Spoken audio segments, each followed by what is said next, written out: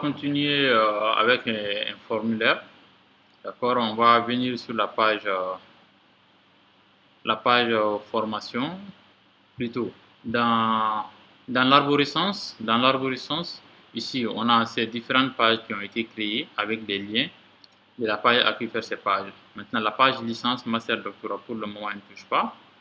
La page liste des CV, on va créer cette page et on va créer la page d'inscription. D'accord? Donc, je viens dans Sublime Text, je viens sur Nouveau, encore. On va créer la page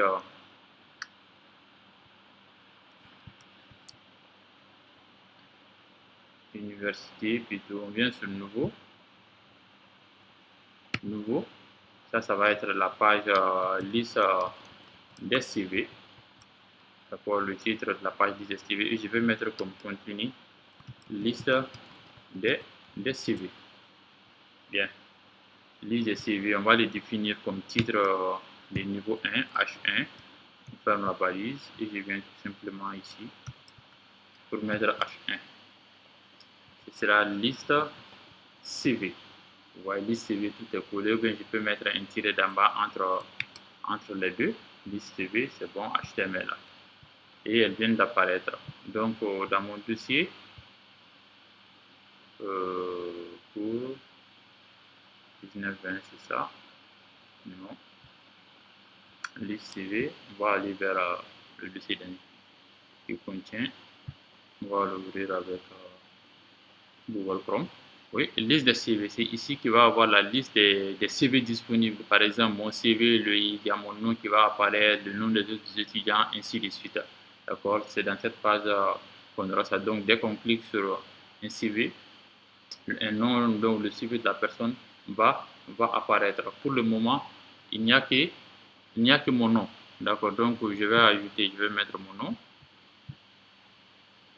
Mon nom, liste de CV, je vais mettre Ladi Falaikani.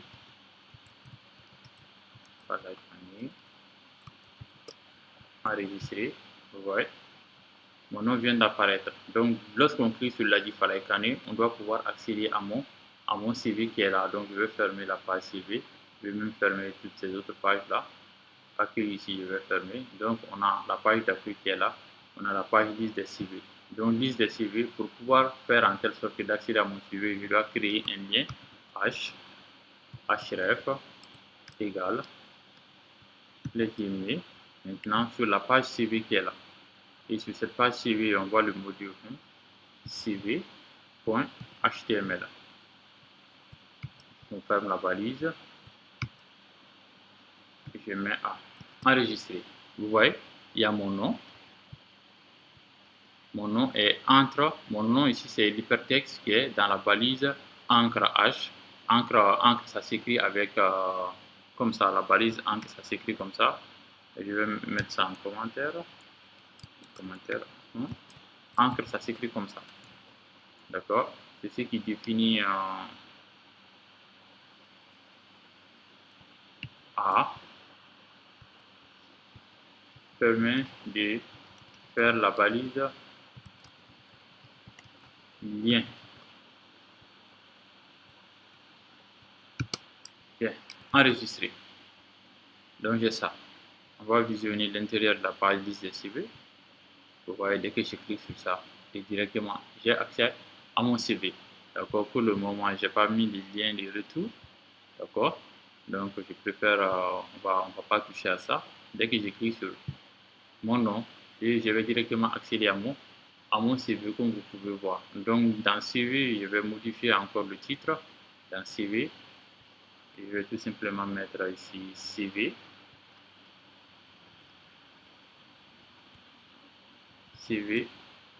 Ouais, je vais mettre Ladi. Il est 13h30. Voilà.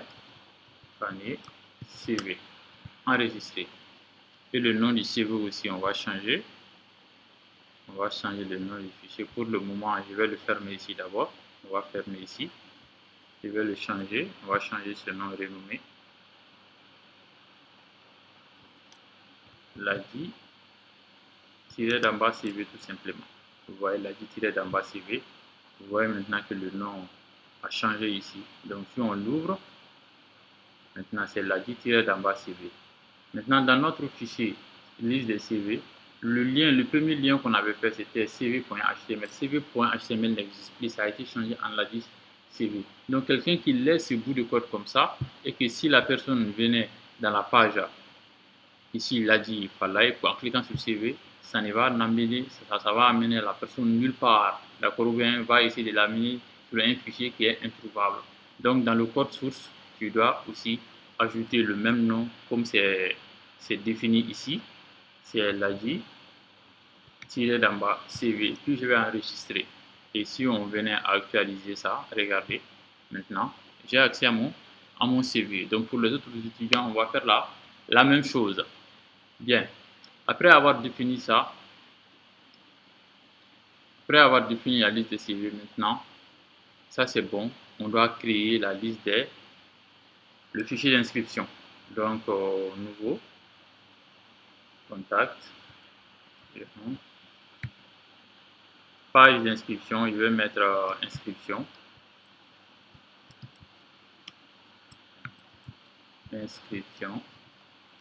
enregistrer, qui va être inscription.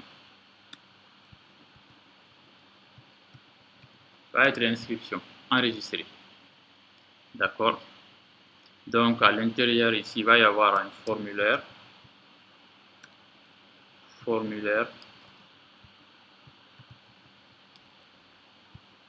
d'inscription. Donc la page formulaire d'inscription ici, la voici, elle vient d'apparaître, inscription. On va l'ouvrir.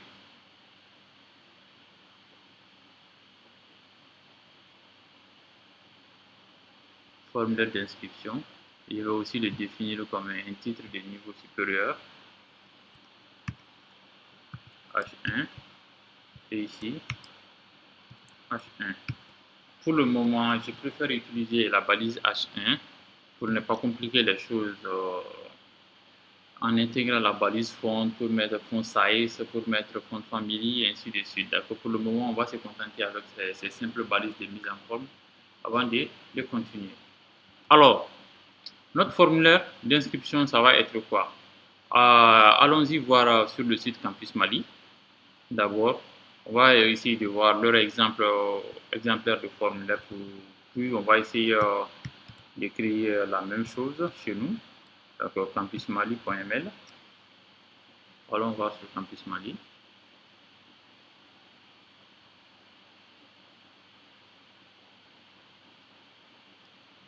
Vous voyez, sur le site Campus Mali déjà, il y a un bouton préinscription. D'accord, si on clique sur préinscription,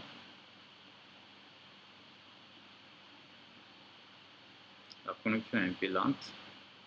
D'accord, on nous amène sur une page où on me demande de mettre un identifiant et on me demande de mettre un mot de passe et il y a le bouton OK. D'accord, pour quelqu'un qui a perdu le mot de passe, il y a ça, la personne clique ici, mais pour quelqu'un qui n'a pas de compte, cette personne ne peut pas directement utiliser ces premiers formulaires. Et dans ces formulaires-là, on voit qu'on a deux champs de texte, des champs où on demande à l'utilisateur de mettre des informations. Et ici, pour quelqu'un qui n'a pas de compte, la personne va cliquer ici pour ouvrir un nouveau compte. Mais malheureusement, la campagne elle est fermée, mais on va essayer d'adopter le même concept. Donc, dans mon code, qu'est-ce que je veux faire? Je vais créer un formulaire. D'abord, déconnexion. Okay? Comme on vient de le voir sur le site web, on va créer un formulaire de connexion où on va avoir deux champs où on va nous demander un identifiant et un mot de passe. D'accord? Et juste en bas de ça, il va y avoir quoi? Il va y avoir un autre lien qui va nous dire que si l'utilisateur n'a pas d'identifiant, il est obligé de créer un identifiant en donnant certaines informations au site. Donc pour ça, je vais d'abord commencer par créer le formulaire. Et on va visionner notre page formulaire qui est là, formulaire actualisé. Notre formulaire de connexion va apparaître comme on vient de le voir sur le site Campus Mali. Ici, on va nous demander un identifiant et un mot de passe. D'accord? Donc, je retourne dans mon code HTML Et quelle est la balise qui permet de créer un formulaire? Elle commence d'abord par la balise forme comme ça. Forme comme ça, et directement, elle est fermée par la même balise fermante. D'accord? Maintenant, la balise formulaire, formulaire utilise des attributs obligatoires qu'on doit les faire passer en paramètres. D'accord? Utilise des attributs obligatoires. Et ces attributs, quels sont ces attributs? Déjà, quand on met la balise forme, on commence par l'attribut méthode. L'attribut méthode qui permet à l'utilisateur, plutôt d'envoyer le champ, les informations dans le formulaire et utiliser l'attribut action aussi. Ces deux attributs sont obligatoires pour pouvoir faire le formulaire. Mais on va revenir sur ces deux attributs après. Bien, dans notre exemple ici, on a deux champs. Donc, il nous faut tout simplement créer ces deux champs. Maintenant, à l'intérieur de ça, regardez le résultat dans la page HTML, plutôt dans la page HTML, qui est inscription, on ne voit rien. Effectivement, c'est normal parce qu'on a tout simplement mis des balises. C'est comme si je mets la balise table et que je ne mets pas de TD ou bien que je ne mets pas de TR à l'intérieur. Ça revient à la même chose. Donc ici, on va créer d'abord un premier champ qui va nous demander un nom. Le nom est plutôt d'identifiant. L'identifiant. Regardez bien l'identifiant. Plutôt, je vais enlever ça. Je vais mettre input. Input, comme ça, comme vous pouvez voir. Input, qu'est-ce que input? Qu'est-ce que c'est que input? Ça permet de créer un champ de texte. Pour un champ de texte, qu'est-ce qu'il faut définir? Il faut définir le type de champ de texte et il faudra définir le nom du champ de texte. Le type c'est texte. Le type c'est texte et le nom c'est, je vais mettre identifiant. Regardez bien, je viens de mettre ça. Je vais mettre le nom identifiant et je vais mettre la valeur value à identifiant.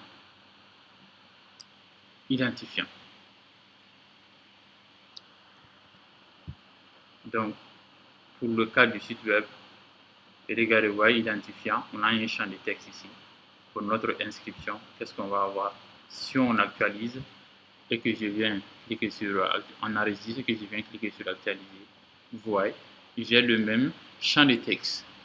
Alors pour nous, c'est identifiant. On ne va pas directement utiliser la même mise en forme qu'ici, d'accord, parce que le code ici, c'est un code un peu plus avancé que par rapport. Ce n'est pas du HTML simple comme vous pouvez le voir ici. La disposition même des formes, il y a beaucoup de CSS qui sont intégrés, du JavaScript, énormément de choses.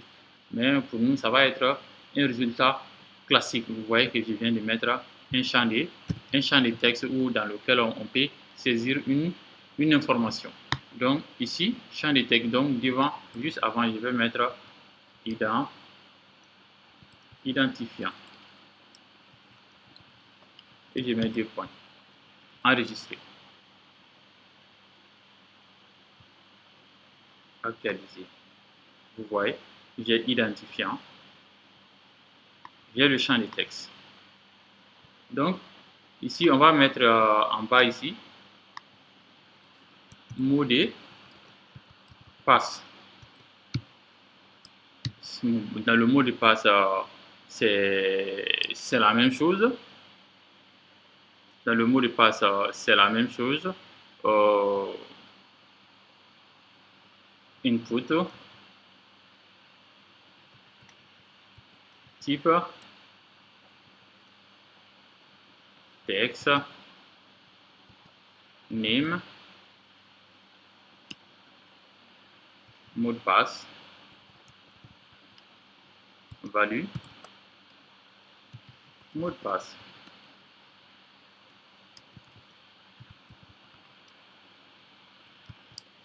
Vous voyez, si on vient actualiser notre page, on va avoir maintenant les deux champs, l'identifiant et le mot de passe. Donc ici, je vais mettre la balise BR pour faire un saut des lignes.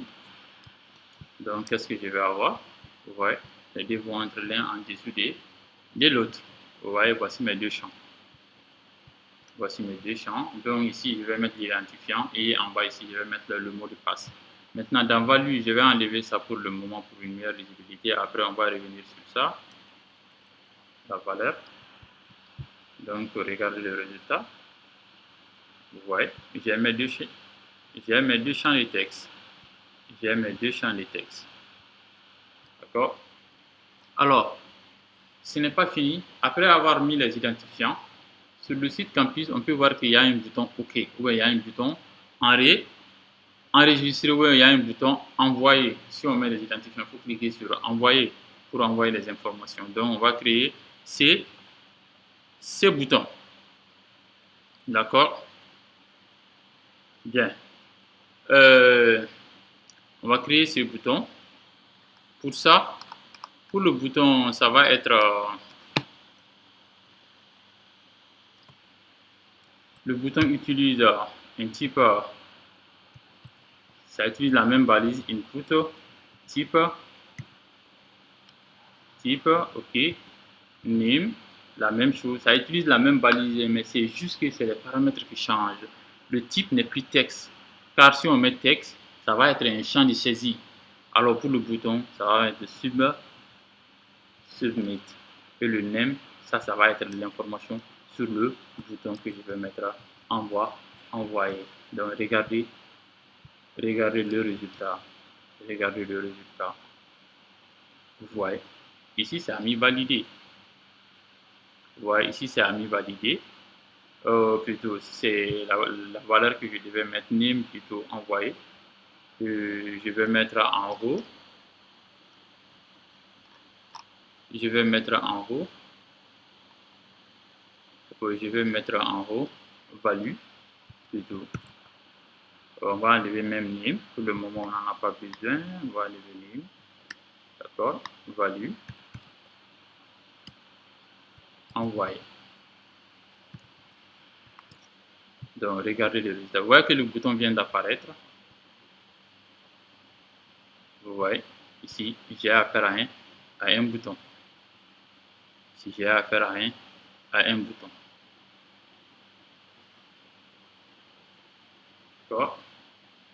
Donc, maintenant, notre formulaire, il n'est pas complet. Il nous faut mettre les méthodes. Il nous faut bien définir les méthodes qui sont là.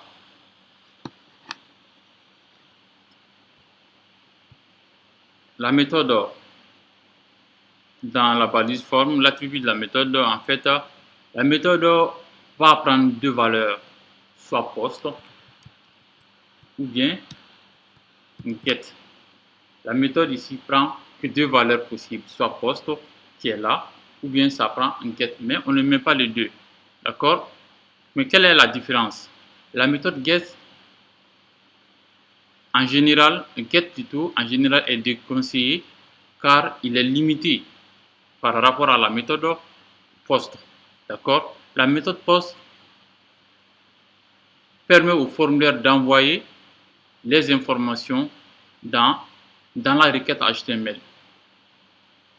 D'accord? Dans la requête HTML, alors que la méthode post est limitée par rapport à ça. Donc, on va utiliser post et ici, action, ça c'est sur la page où l'information va être exécutée. Donc, je mets tout simplement inscription.html. Donc, vous voyez mon formulaire. On a un identifiant, un champ de texte, on a un mot de passe, un champ de texte, et on a input, un champ de texte. Donc, si on vient dans le résultat voir,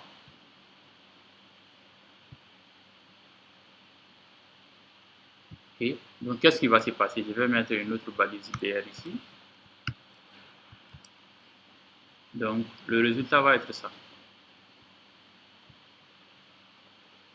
Vous voyez? Par exemple, identifiant, je vais mettre mon nom. Regardez. Pour le mot de passe, je vais mettre par exemple test 1, 2, 3. Alors que en général, vous voyez, ici, il me suffit de cliquer sur envoyer. Alors qu'en général, pour les champs de type de mot de passe, lorsqu'on met son mot de passe, le mot de passe il est invisible. Seul l'utilisateur, la personne qui est en train de mettre son mot de passe peut savoir qu'est-ce que lui il est en train de mettre. Alors que s'il y a des gens à côté, eux, ils ne vont voir que soit des astérisques, soit des points, points, points, ainsi de suite, comme ici. Si je mets par exemple par là ici, et que je mets test 1, 2, 3 ici, vous voyez que le mot de passe est caché. Alors, qu'est-ce qui a fait qu'ils ont pu cacher le mot de passe? Pourquoi? Et ils ont caché le mot de passe parce que dans le type, pour le mot de passe, dans le type, moi j'ai mis texte ici. C'est comme si j'ai affaire à un champ de texte. Alors que pour eux, ils ont mis le type passe, password, password. Donc je viens d'enregistrer. Ici, je venais à actualiser. Oui, on va actualiser. Donc je vais mettre ici Falai comme identifiant. Et dans le champ mot de passe, on va zoomer. Je vais mettre test 1, 2, 1, 2, 3. Vous voyez?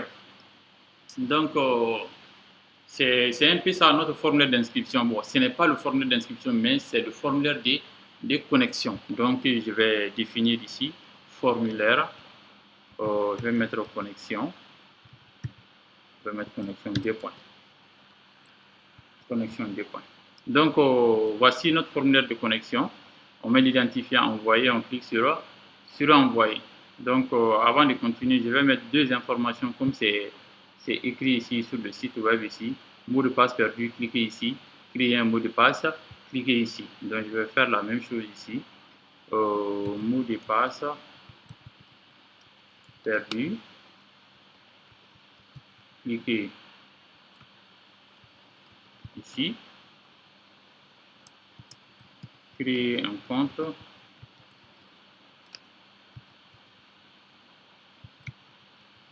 Cliquez ici. Ouais. Créer un compte, cliquez ici. Donc, ça va être quoi? Ici, on aura créer un compte.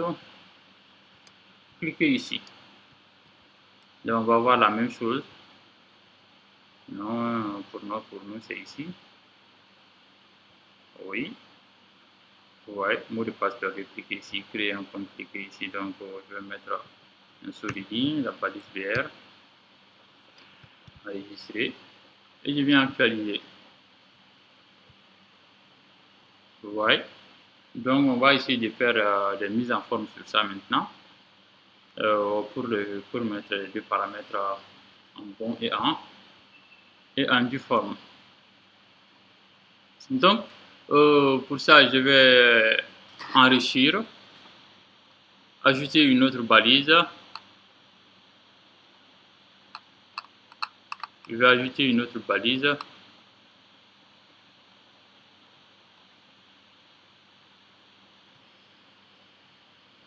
Je vais ajouter une autre balise. À ça, pour une meilleure mise en forme, je vais essayer de les mettre dans un tableau. Ici, je vais mettre la balise table. Table, regardez bien. Border 1. Oui, c'est bon. C'est une balise, ce sera un tableau de 2 lignes et de 2 colonnes. Donc, avant la fermeture de la balise, avant la fermeture de la balise formulaire, je vais fermer la balise table. D'accord. Donc, ici, on va créer deux lignes, donc ça veut dire 2 TR. Le premier TR va recevoir ça.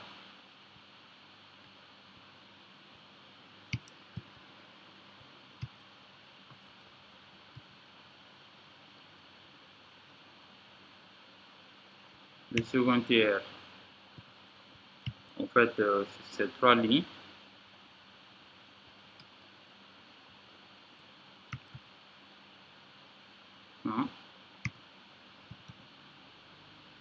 TR, et ici, avant, table ici, on aura TR. Mais cette fois-ci, ce sera la fermeture. D'accord. Donc ici, on va avoir un TD. TD.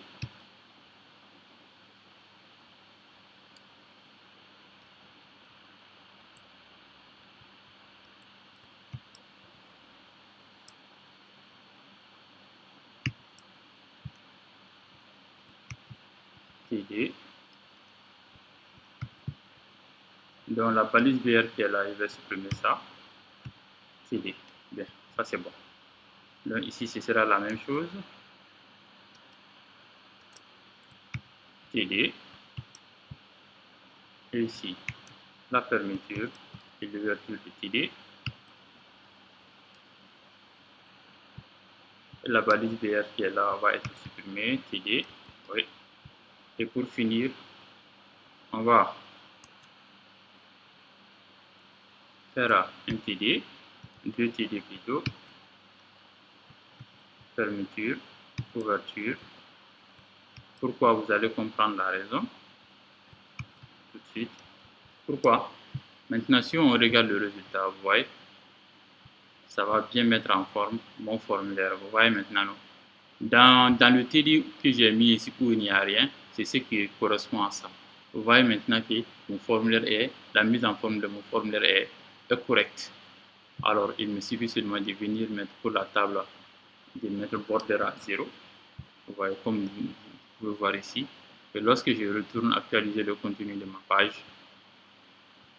oui, parce que là, ce message apparaît. Pourquoi maintenant? Lorsque j'actualise, parce que j'ai affaire à un formulaire maintenant de connexion. Vous voyez maintenant la mise en forme. J'ai mes deux champs identifiant, mot de passe, ainsi de suite. Dès que je mets l'identifiant, ça, dès que je mets le mot de passe, et il me suffit seulement de cliquer sur envoyer. D'accord? Bien. Toujours côté mise en forme, on va continuer. Je pense que vous pouvez mettre la vidéo en pause et essayer de reprendre ces parties. Voici le code en question. Et aussi le projet, le dossier en question. Le dossier en question, je vais vous envoyer ça dès aujourd'hui. Je vais envoyer le code source même dès aujourd'hui sur le site. Pas sur le site, mais peut-être à travers les WhatsApp ou à travers vos emails. Je pense que l'email, ce sera l'idéal. D'accord? Il y a plusieurs fichiers.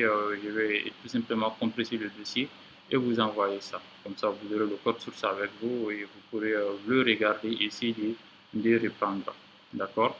Maintenant, la prochaine étape, ça va être, je vais continuer avec la mise en forme, de bien mettre ça en forme et avant de faire le formulaire d'inscription qui sera lié à ça lorsque l'utilisateur va cliquer créer un compte, lorsque l'utilisateur va cliquer ici. Bien.